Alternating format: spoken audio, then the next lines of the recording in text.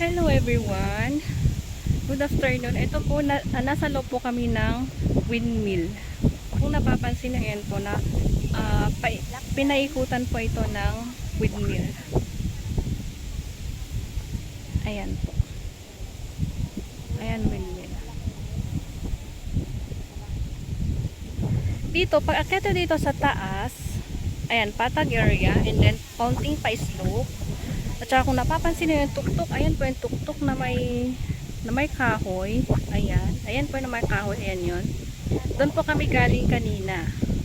Ayan. Patag area po doon. Pa-slope po siya. Ayan. Pa-slope. Ayan. Tapos pagdating nyo dito, patag area. Ayan po. Ayan. Pagdating dyan, patag area.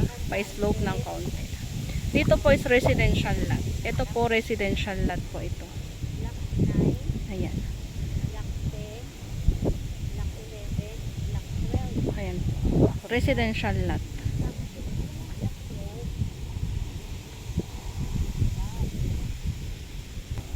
Ayan. Pagdating naman dito sa tuktok din, medyo patag area din po dito. Ayan, pa-slope. Ayan, pa-slope po siya. Kita po yung windmill. Ayan, paikot. Actually, paikot po ito. Ang ganda po. 360 views. Ayan.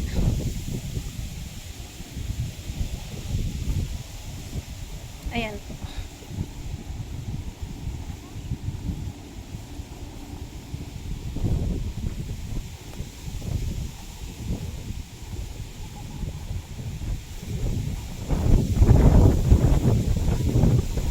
Sobrang hangin.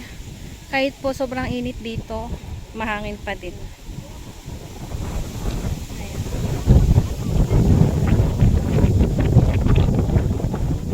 Ayan pa slope.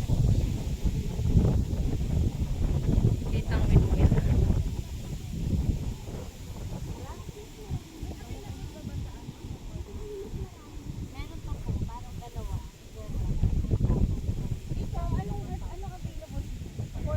Ayan po, paikot po siya. Ayan.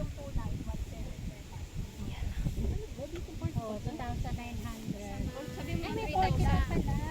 Sa may rotonda. Yun na yung 42. Tunay yung 40 is 900. Sabi mo 3,000 na. 40 square meter yun.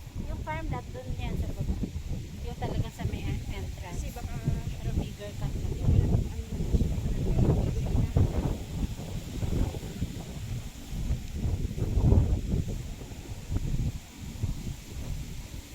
Pagbaba mo naman sa baba, ayun, kung nakikita niyo yung ano doon, yan, farm lot po doon, may manggahan po.